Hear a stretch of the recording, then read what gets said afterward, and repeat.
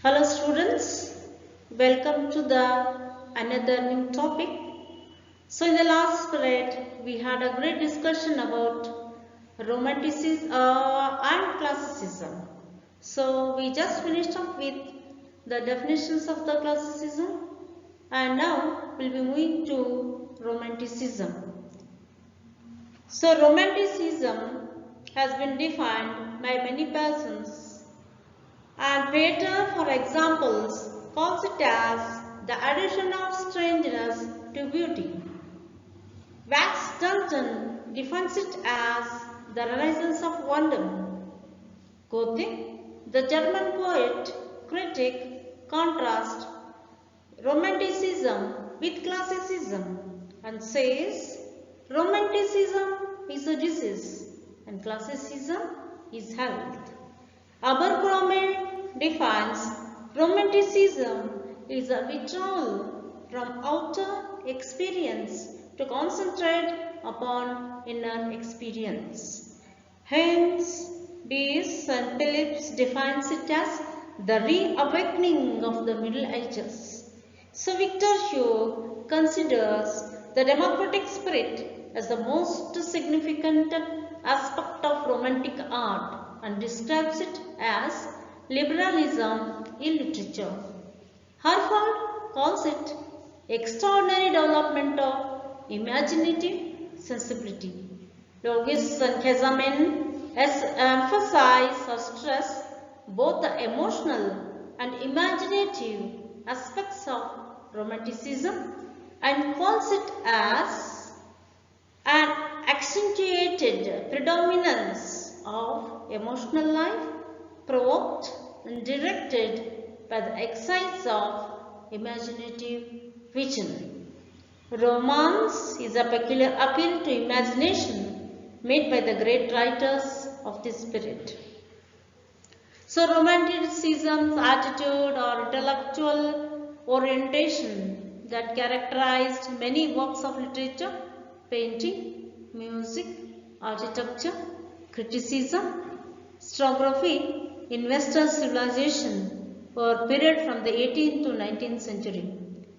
Romanticism can be seen as a rejection of the precepts of order, calm, harmony, balance, idealization, rationality that typified classicism in general and later 18th century neoclassicism in particular. It was also to see some extent a reaction against the Enlightenment and against 18th century rationalism and physical materialism in general. Romanticism emphasized the individual, the objective, the irrational, the imaginative, the personal, the spontaneous, the emotional, the visionary, and the transcendental. So when we compare and the contrast classicism, we can see in the matter classical, it concentrates on the literature of a small self-conscious society, example of Athens, Augustine, and Paris and parts of London, whereas romantic literature concentrates on the literature of a miscellaneous, far-flung society becoming newly conscious of its individuality and importance. Classicism in the matter gives importance to outer experience, the realm and the physical reality, and it is always conscious reason. Whereas Romanticism, when we come to the matter, concentrates on inner experience, the inexhaustible realm of man's mental life, exploration of the unconscious. Then we have in the matter of classicism, it is real and unchanging ground and the image of being. But in romanticism, you see, where it is real in classicism, it is unreal and changing. Where it is unchanging in classicism, it is changing in romanticism. Then changing manifold, the flux of phenomena and the strings of becoming. In the fourth point of matter, calm of mind and all passions spent, the light of intelligence and the rule of the law in classicism, whereas in romanticism you see extension, storm and the stress, the play of emotion and the feelings, the reign of impulse. A little bit of ivory means in the imaginary world just sufficiently, whereas in romanticism infinite extensions unconstantly excess. So this is about the matter. In the form you see matter completely wedded to or consumed in the form, belief in a small number of fixed genus and verse forms, whereas form subordinated to or dedicated by matter, multiplication of literary genus and verse forms. So in classicism you see selection of detail and integral organization. In romanticism under the form you see profession and proliferation of detail. And in the third regarding the form one of clarity and radiant simplicity, whereas you see one of dazzling and bewildering complexity. Simplicity in classicism, complexity in romanticism, and more akin to stature, more form than color in classicism, whereas more akin to a picture, more color than form in romanticism. So again in classicism, a clear and precise statement about life achieved through the process of selection, simplification and intensification. Hence, the realization of repose and the intimation of universality. Whereas in classicism, this is noticed, whereas in romanticism, form that conveys a complex and obscure statement about life through the multiplication of detail and diffusion of effects. Hence, the emphasis on the uniqueness and individual experience. Again, you are seeing here the characteristics. Then you are going to see these are the characteristics: interest in the medievalism, the love for the supernaturalism, then importance to the nature, importance to ordinary man, then love for the lyrical form, individuality and lofty of the conception of the poetry, then different visions of the nature. So as you are seeing, these are the many different characteristics of the romanticism that you are seeing. But when you just come to the different characteristics, that is the after looking at the definitions, you are seeing interest in the medievalism, that's romanticism, introduces medieval tales and the stories as its themes.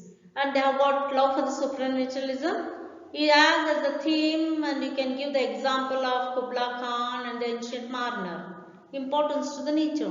You can see all the writers have different things regarding nature. Wordsworth finds beauty in the nature, Coleridge finds imagination and finds supernatural things, whereas Keats finds beauty in nature. Some sees Shelley and Scott sees history, Shelley sees the strength. So you can see it gives importance to the treatment of the nature. Although nature had been treated by neoclassical poets, Romanticism treated nature with different perspectives. So you can see Wordsworth describes nature. You can look at the poem like Daffodils and Tintanabe, and you can see they concentrated on liberty, equality and fraternity also. Then they gave importance to the ordinary man. You can look at the poem of Wordsworth, Solitary Reaper. There you see he has written in such a style that even a common man could understand the language.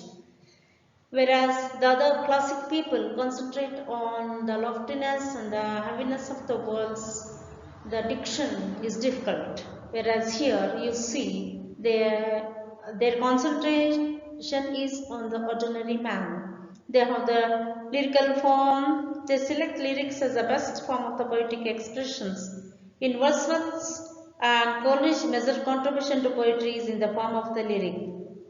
Therefore, they brought about a collection of poems entitled lyrical ballads. They give importance to the individuality. They emphasize the individual things and the use of living language, and the language is by common ordinary man and woman.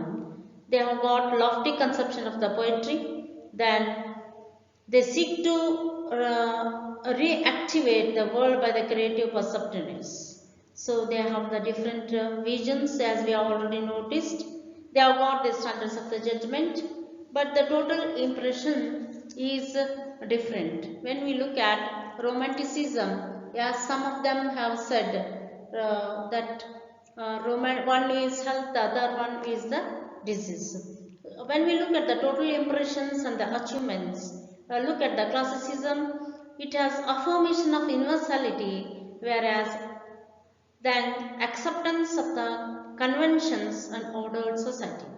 Whereas in romanticism, you can see assertion of individuality, of individual side, individual rights, it is right, against the pressures of the aggregate. Then the acquiescence in the present of the classical period. And in romanticism, you see nostalgic longing for the past. Just like you have the example of kids, he always had this idea of going back to the past, nostalgical outlook, or utopia, dreaming of future. Then recognition of the glory and the good that are always with us lies in the classicism. Discovery of the things undreamt of before. Then in the fourth, when the sensibility of an age, instead of being bypassed as something merely local or curious, is assimilated into the mainstream of human sensibility, romantic reserves of seal of the classical in due course. It is under the classical rule, but all good poetry or literature was romantic in its day, since it expressed the sensibility of the age in which it was written. So the fifth point, it is regarding the total impressions. The classical as reversed only the peace and the order of the symmetry at its best. It is the health, a gymnastic fused with music. Whereas the romantic at its worst is disease, at its best it is a heightened bliss of the existence. So you can see, when we compare and contrast, these are the two different things, and as we observe the things, you can see they have been always contrasted. So I think we'll continue it in the next class.